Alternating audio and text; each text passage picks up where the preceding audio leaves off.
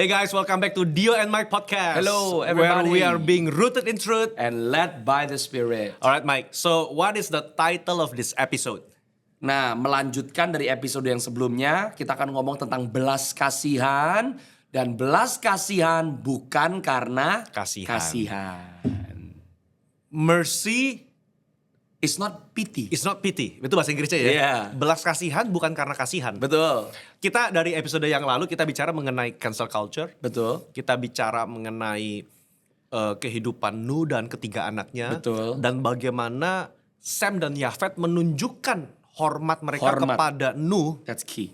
Ya, ketika Ham anaknya itu mengekspos, Mempermalukan. pakai zaman sekarang mengcancel ayahnya sendiri, dipermalukan ke hadapan saudaranya dan dia mendapatkan kutuk. Ya. Tapi Sem sama Yafet tadi you rightly point out that mereka sebetulnya nggak perlu menutupi sih. Nggak perlu. Bisa aja mereka don't care, Leave it alone. leave it alone, di luar aja. Kan Nuh kan di dalam kemahnya dia toh, nggak ada lain yang lihat. Iya, gitu, dan dia masih mabuk. Ya. Ya kan, nggak perlu ditutupin. Tapi hormatilah ayahmu dan ibumu. Ya. Honor needs action. Come on. Penghormatan butuh sebuah tindakan nyata. Kita nggak bisa ngomong kita menghormati generasi atas, menghormati orang tua tanpa ada tindakan nyata. Begitu. Dan what Sem and Yafet did, they restored the dignity of Abraham. Karena no. No. Karena dignity-nya Nuh hilang gara-gara si Ham tuh. Iya. Dan Sem dan Yafet gak membiarkan, gak diem aja. Tapi mereka mengambil sebuah tindakan. Mereka gak harus melakukan tindakan itu. Yeah. Tapi mereka mengambil tindakan itu karena ada sebuah kesalahan dari si Ham nih. Yeah. Tapi mereka memutuskan, memilih to restore the dignity of their father. You know what? Nah ini baru connect di otak nih ya. Apa hubungannya sama mercy? Come on. What is the connection with mercy? You know, di cancel culture kita banyak ngebully orang sosial media. Yeah. Kita publicly humiliate orang lain. Kita ngejelek-jelekin mereka. Sin-nya diperbesar. Betul. That's not mercy. That's not mercy. Begitu. When you restore the dignity of someone. Ketika saudara berteman dengan seseorang yang mungkin sudah jatuh dalam dosa dan saudara masih extend the grace. Yeah. Saudara masih menerima. In a way kita men-treat orang tersebut, memperlakukan orang tersebut bukan sebagai sebuah objek buangan. Yes. Saya suka ngebayang begini, cancel culture tuh kayak penghapus yang hanya menghapus hidup seseorang. Betul. Kita men-treat orang itu sebagai objek. That's right. Kita hapus dia, bye-bye, Bye-bye. hilang. Tapi mercy, when you extend mercy, dia salah. Betul. Tetap salah. Salah. Dan kita gak menghaluskan atau membenarkan kesalahannya. Tapi engkau memiliki belas kasihan.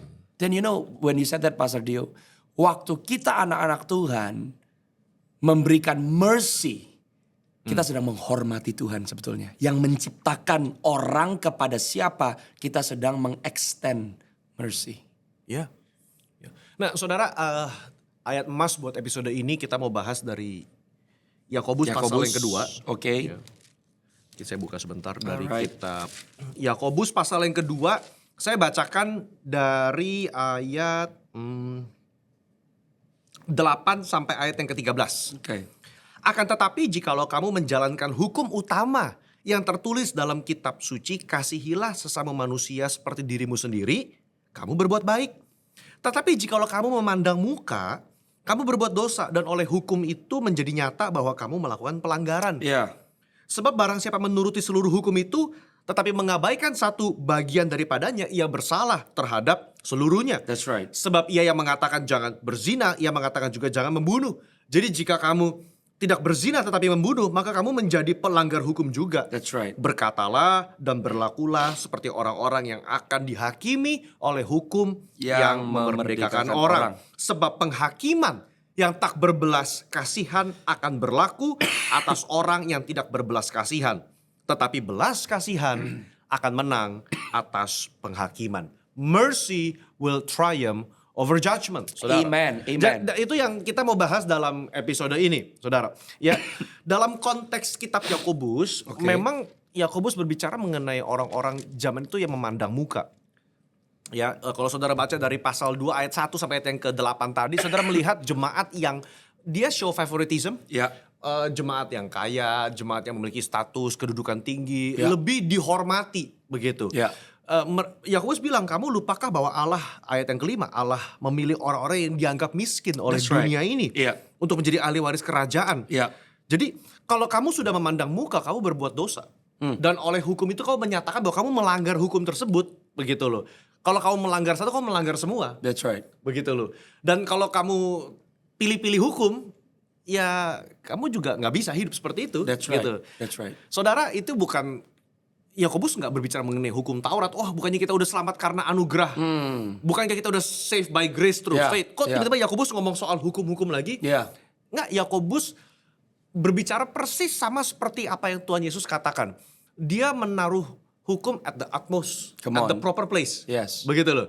Bahwa bahkan Tuhan lebih keras lagi. Ya. Kamu membaca jangan berzina, tapi aku berkata kepada kamu, barang Ngeliat siapa aja. ngelihat dan mengingininya, Ya. sudah berdosa dalam That's hati. right, that's right. Kamu sudah melanggar hukum tersebut. That's right. Jadi bagi Yakobus sama bagi Tuhan Yesus, they put the proper Place, ya. place Perspective for the law. for the law. Ya, dan bagi saya ayat kuncinya begini, kamu harus berperilaku dan bertindak sesuai dengan hukum. Hukum Yes. yang memerdekakan orang tersebut. Yes. Bertindaklah seperti kamu itu emang orang yang dihakimi. Artinya begini, none of us deserve that grace. That's right. None of us. Ya. Kita tuh ada karena kita terima mercy. Ya. Wow. Kita harusnya mati begitu loh. And that's powerful, Pastor Dio, bahwa belas kasihan Tuhan, kita kalau mau pakai kata cancel, it does not Yeah. cancel the person, Iya. tapi itu juga it does not cancel the law. Iya. It does not cancel the person yang berbuat dosa, tapi juga tidak menghapus hukum yang adalah kebenaran Tuhan. Ini kalau orang bingung, kok ngomongin cancel culture kok ngomongnya kepada hukum sih? This is the connection. Yes. When you canceling out someone, you're showing favoritism. Correct. Kamu memandang muka. Ya. Actually, I am more righteous than you. Correct. I am holier than thou. Yes. Therefore, since you make that sin, I cancel you out. Yes. Apa bedanya sama ayat barusan? Kamu Yeah. memandang muka. Betul. Kamu memandang muka. Ya. Hanya karena dia melakukan perbuatan yang kamu gak sesuai dengan standar kamu. Yes. I'll cancel you. Ya. Bagi Yakobus, kamu memandang muka. Ya. Dan berarti kamu berbuat dosa karena oleh hukum itu menjadi nyata bahwa kamu melakukan pelanggaran. Makanya dikatakan kalau kamu mengabaikan satu, kamu bersalah terhadap semua. Ya. Gitu. So when you do a cancel culture, kamu gak menunjukkan belas kasihan. Ujungnya begini, kamu gak menunjukkan kasih. Betul. Kamu gak menunjukkan kasih. Betul-betulnya kasih. Dan saudara harus tahu bahwa kenapa kita kasih judul di episode ini belas kasihan bukan karena kasihan. Tuhan memberikan belas kasihannya kepada kita bukan karena dia kasihan terhadap kita loh. No, karena dia melihat kita sejatinya siapa. Sesuai dengan maksud, pikiran, perasaan yang ada di dalam Tuhan Iya. mengenai kita. So mercy, it's not given karena Tuhan kasihan tentang masa lalu kita. Mercy di-extend kepada kita karena Tuhan punya pengharapan akan Iya. siapa kita di masa depan kita. Iya. Saudara, sadarkah kenapa kenapa Yakobus dari semua hukum dia fokus ke jangan membunuh, jangan berzina? Karena dua hukum itu berhubungan sekali dengan hati. Oke. Karena Tuhan menambahkan satu penafsiran baru. Oke. Ada tertulis jangan membunuh. Tapi Betul. aku berkata kepada kamu, barang siapa membenci, that comes from the heart. That's right.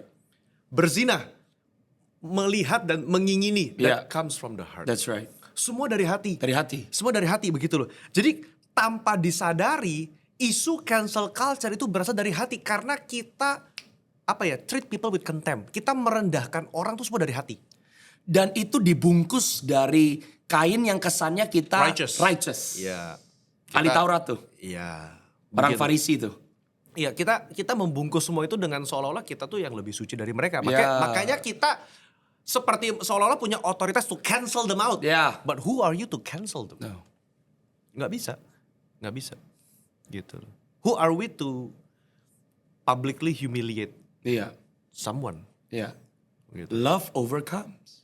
Love overcomes Love overcomes. Saudara. Mercy triumphs over judgment. judgment. Nah, kita mau expound apa sih maksudnya sebuah gaya hidup kerajaan Allah di mana belas kasihan itu menang atas penghakiman. Dan mungkin kita juga akan membahas di episode ini orang-orang yang terdampak karena belas kasihan Tuhan. What does mercy do to you? Dan kita mau juga ngomong kepada anak-anak muda Gen Z, mungkin Gen Alpha yang mendengar, generasi milenial yang mendengar, Ya. bahwa kalian gak perlu mengikuti budaya dunia ini Yes. to cancel people out. Yes. Because that's not the ethics of the kingdom of God. Yes. Gaya hidup kerajaan Allah yang kita mau share. Ya. Yang pertama, orang yang memiliki gaya hidup kerajaan Allah adalah mereka memiliki belas kasihan. Belas kasihan itu melihat pribadinya, melihat orangnya, Ya. bukan apa kesalahan yang dia lakukan. Bukan Wow. karena post yang dia post. Bukan karena, zaman sekarang katanya one single mistake in online. That's it. There you go. One single post yang berbeda dengan mayoritas, lu bisa di-cancel. That's it. Begitu loh. That's not mercy. That's not mercy. Mercy melihat pribadinya, orangnya. Yeah. Di situ. Di mana fondasi Alkitab ini? Kita melihat dalam Yohanes pasal 8. Oke. Ketika Tuhan berhadapan dengan perempuan yang kedapatan berbuat zina. Zina. Saudara, kita lihat sebentar ya. Iya. Yohanes 8. Yohanes pasal yang ke-8. Saudara, Tuhan berkata begini, ayat yang ke-7 ya. Dan ketika mereka terus-menerus bertanya kepadanya, ia pun bangkit berdiri lalu berkata kepada mereka, barang siapa di antara kamu tidak berdosa, hendaklah ia yang pertama melemparkan batu kepada perempuan itu. Yes. Lalu ia membungkuk dan menulis di tanah. That's the $1 million questions, apa yang Tuhan tulis? Iya. Nobody knows. Iya. Well, this is just in my opinion. Jesus can write anything. Anything. Cuma menurut saya, entah dia tulis mercy or grace, saudara. Ya, dia mungkin menulis belas kasihan dalam bahasa Ibrani. I don't know. Yeah. I don't know. Cuman itu mengkontraskan dengan gaya orang Farisi, orang agamawi saat itu. Iya. Kalau saudara, kita ngelihat ada teman kita yang bersalah. Dan kita seperti orang Farisi itu. Kita seret orang ini ke sosial media. Kita seret, lalu kita siap-siap melempar batu, yaitu ketikan jempol kita. Come on. Untuk kita ngancurin orang ini. Lalu kita tanya sama Tuhan Yesus. Ini saya ngomong dalam konteks zaman sekarang Iya, ya. iya. Tuhan, boleh dong kita ngancurin dia lewat komenan kita. Kita Karena rujak. ini orang apalah dampaknya Wah, ini jelek, pendosa segala pendosa, macam. Mungkin kalau Yesus hidup di zaman sekarang, Come on. dia mungkin akan menunduk dan bukan menulis tanah tapi mengetik sesuatu. Hallelujah. Ya, saya nggak tahu dia ketik apa, but Jesus texted mercy over Triumphs over judgment. mercy triumphs over judgment. Pastor, what is so powerful ya. Buah dari belas kasihan itu ayat yang ke-11. Yeah. Jawabnya tidak ada Tuhan. Lalu kata Yesus. Karena ditanya kan. Apakah seorang pun yang menghukum Yeah. kamu masih ada di sini? Tapi jawabnya tidak ada Tuhan. Lalu kata Yesus. Aku pun tidak menghukum engkau. Pergilah. Dan mulai sekarang. Jangan berbuat dosa lagi. Go. Yeah. New direction. New destination. Iya. Sekarang. Iya. Berarti Tuhan lagi memposisikan perempuan ini di masa kini dan masa depan. Iya. You know what? Kalau kita melihat belas kasihan Tuhan hanya sebatas mengampuni kita Iya. dari apa yang kita pernah lakukan, Yeah. it's too short. Mercy tidak hanya membuat apa yang merah seperti kermisi menjadi putih seperti salju, tapi dia memosisikan kita kepada masa depan. Menjadi anak-anak Tuhan Yeah. yang berkemenangan. Yeah. Hidup yang penuh dengan mujizat. Hidup yang penuh dengan kesaksian-kesaksian pekerjaan Tuhan yang dahsyat dan luar biasa. Jadi mercy gak cuma menutupi kesalahan kita karena Tuhan kesian sama kita. Iya. Tapi belas kasihan Tuhan memampukan kita untuk menjadi sejatinya siapa kita sesuai dengan rencana rancangan Tuhan. Yang Alkitab katakan di Mazmur 139 bahwa sebelum kita ada, hari-hari kita semuanya sudah tertulis Amen. di bukunya Tuhan. Amen. kita mau encourage teman-teman di luar yang mungkin saudara you felt like you are like the women here. Yeah. Saudara mungkin merasa, aduh Tuhan, aku dosa banget nih. Aku hancur banget nih. Saya mau katakan saudara datanglah kepada Tuhan Yesus. Yes. Karena dia gak menghakimi saudara. Yeah. Tapi dia mau menunjukkan kasihnya kepada saudara. Yeah. Begitu. Dia akan berkata, neither do I condemn you. Yes. Go and sin no more. Kenapa Tuhan katakan go and sin no more? Karena dia melihat potensi dalam hidup saudara. Yes. Bahwa saudara, there is something good that you can do in this world. Kenapa? Karena dikatakan bahwa kita adalah ciptaan Tuhan. Yang Yes. diciptakan untuk perbuatan baik. Yeah. Yang Tuhan telah tetapkan sebelumnya. Yes. Gitu loh. We are created for a good workmanship. Good work. And you know Pastor Dio, Tuhan Yesus gak bilang gini loh. Aku tidak menghukum engkau, pergi dan mulai sekarang kamu tidak akan berdosa lagi. Yeah. Mulai sekarang kamu tidak berdosa. No, dia bilang mulai sekarang jangan berbuat dosa lagi. Jadi kamu bisa dosa lagi. Tapi jangan. Tapi jangan. Iya. You need to make the decision now. Iya. Pengampunan Yesus gak membuat orang jadi kebal dosa. Iya. Atau membuat orang mulai sekarang kamu berdosa aja gak apa-apa. Iya. Aku sudah mengampuni kamu. No. Tapi Iya. Tuhan empower. Iya. Mercy empowers the life of a person. Iya. Mercy tidak menjadi sebuah alasan untuk kegagalan seseorang. Tapi mercy memampukan orang untuk bisa menang atas kegagalan. What's the difference between mercy and grace? Mercy, saudara hanya diberikan belas kasihan. You did something wrong. Yeah. I show you mercy.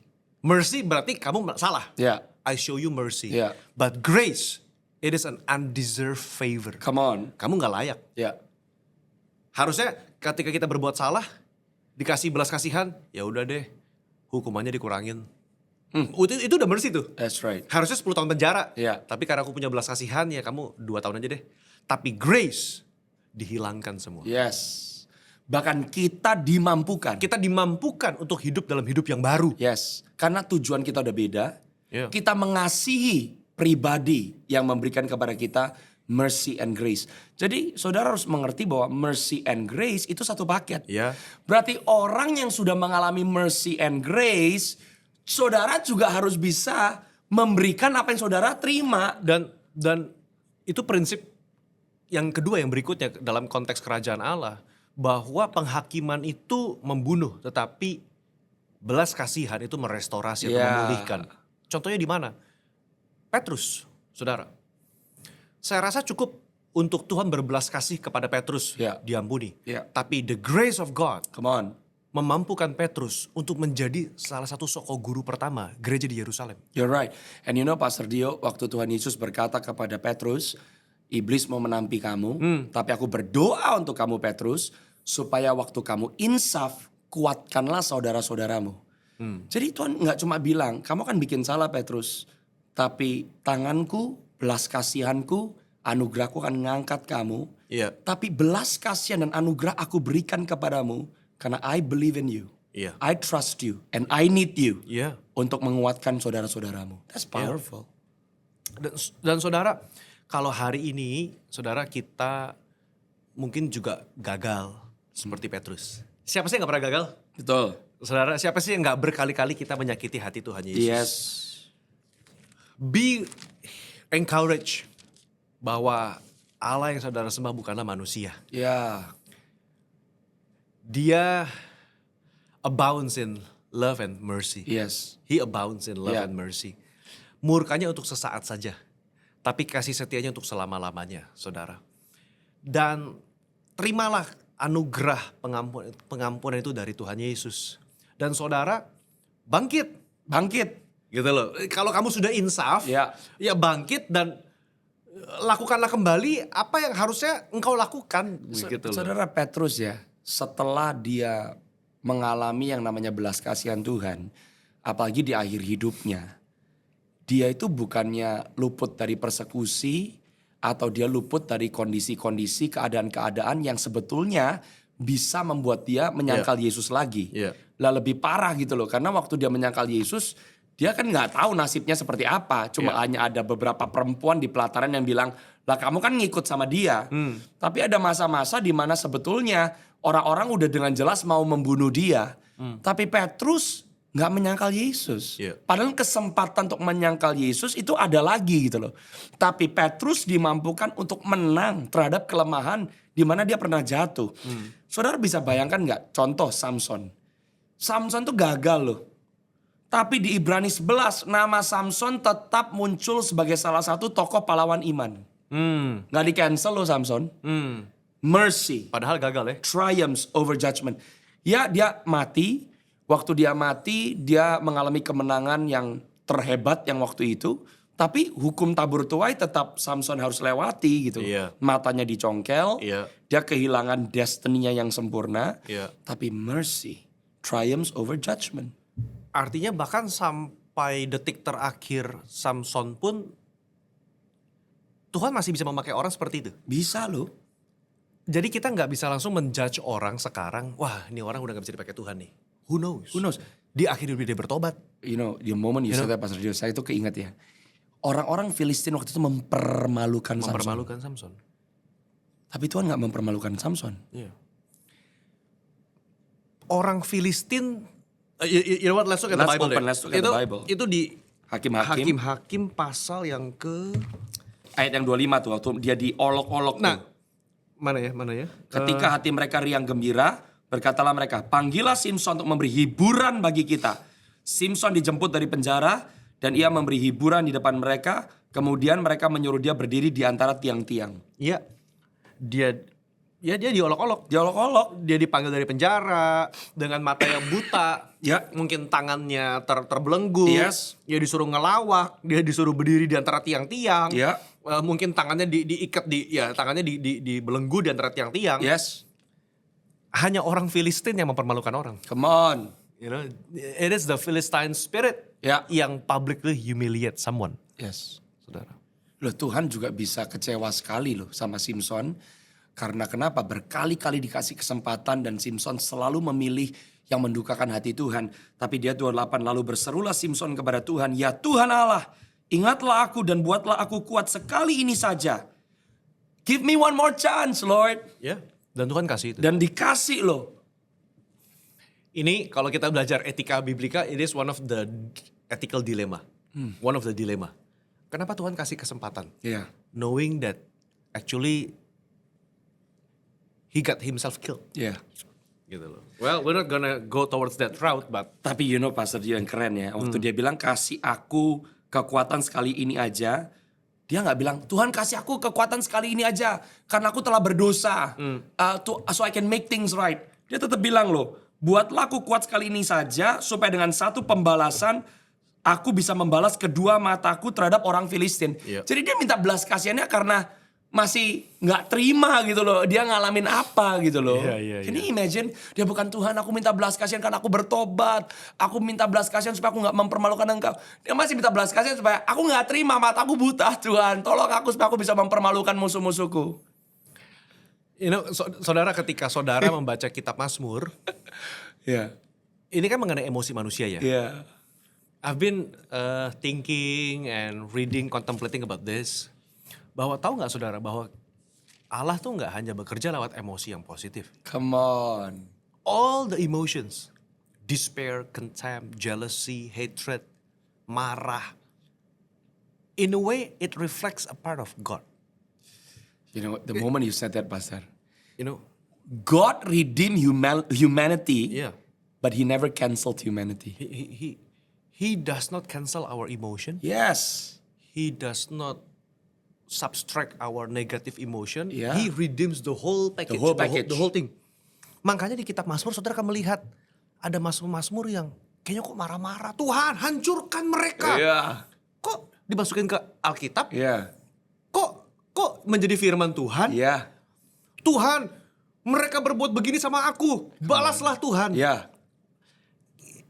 You know, di situ kita melihat begitu kompleks Allah gitu loh. Begitu kompleksnya belas kasihan. Iya, betul saudara. Jadi kalau kita kembali ke Yakobus saudara ya dari Yeah. kisah Samson This ini is saudara. powerful. Kalau kita kembali kepada Yakobus pasal 2 ayat ke-12. Dikatakan berkatalah dan Dan berlakulah berlakulah seperti orang-orang yang akan dihakimi oleh hukum yang memerdekakan. Maksudnya gimana? Saudara, dikatakan kita mesti berlaku dan berperilaku seperti orang yang akan dihakimi. Artinya begini, jangan sombong. Jangan sombong. Jangan memandang muka, jangan merasa kamu itu yang paling benar sendiri. Dan jangan anggap enteng belas kasihan Tuhan. Iya. Iya. Kita memperlakukan orang, berperilaku kepada orang sama seperti sama-sama orang yang dihakimi. Karena kita pun akan dihakimi. iya, satu saat nanti kita akan mempertanggungjawabkan Betul. seluruh perkata dan perbuatan kita. Iya. Gitu. Tanggung jawab. Gitu. Yes. Apa sih hukum yang memerdekakan? Kasih. Itu hukum kasih. Yes. Apa itu hukum yang memerdekakan? Hukum Kristus. Yes. Apa hukum Kristus? Kasih. Kasihilah Tuhan Allahmu, kasihilah sesamamu. Kata Yakobus, berperilakulah demikian. Itu, saudara. Dan itu yang Yesus lakukan. Saudara, dia begitu mengasihi. Saudara, ujungnya begini ya, saudara. Kenapa sih Tuhan perlu menciptakan manusia sebetulnya? Gitu. Karena Allah Tritunggal sudah saling mengasihi dari sejak kekekalan kepada kekekalan. Yeah. Because God is love. Yes. So He Himself is love. Amen. And ketika Tuhan menciptakan manusia, itu stems from the overflow of the love. Iya. From the Trinity. Sehingga kita menjadi objek kasih.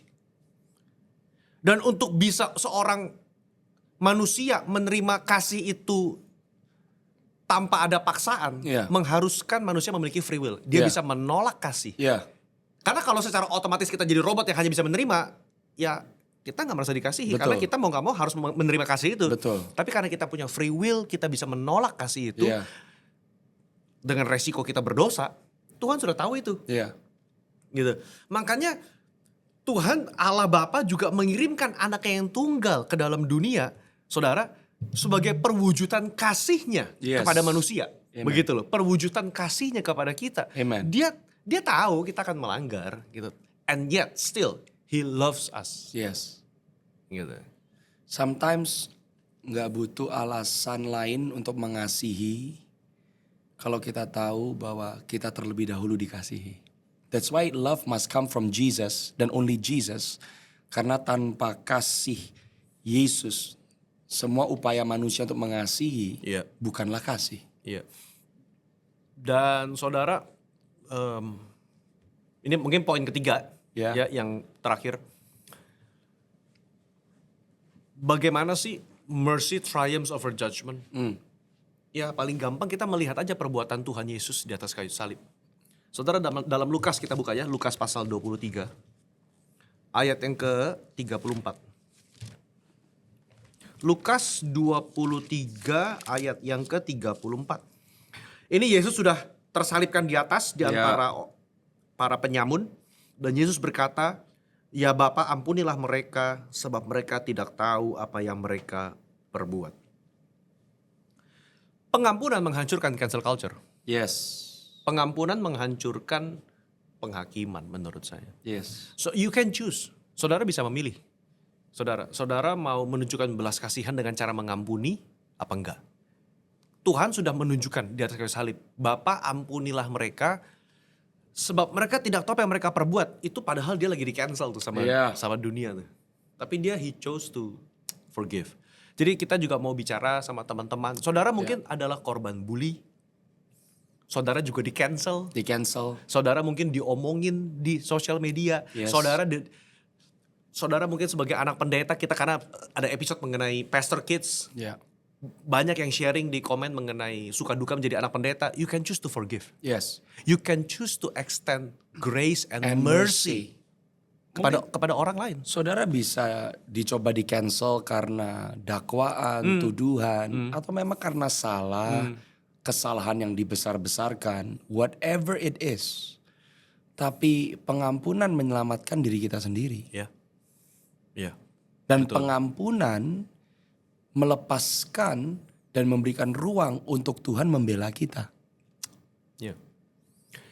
I have a very good statement to just close this whole conversation. Yes. So at least in the Yo and Mike podcast, we can say that at the end, grace has the last word. Amen. Because grace and mercy still has the last word. Ya, amen. Amen. Ya, kita nggak boleh lupa saudara, pengampunan yang kita lepaskan kepada orang lain ternyata akan melibatkan pribadi Tuhan. Ya. Ada pribadi yang ketiga. And forgiveness, kalau saya mau pakai gambaran, forgiveness itu selalu portal yang dibuka untuk Tuhan bisa menyatakan siapa dirinya. Di dalam pengampunan ada pembelaan, di dalam pengampunan ada penyertaan, di dalam pengampunan maka kita akan berjumpa dengan Tuhan sendiri. Amen. Alright. Powerful. So I hope you are blessed, saudara. Bagi yang belum subscribe, mohon subscribe, saudara. That will help to grow our channel. Please. And be a blessing. Like Dan share, comment, saudara. Dan we'll see you in the next episode. God bless you.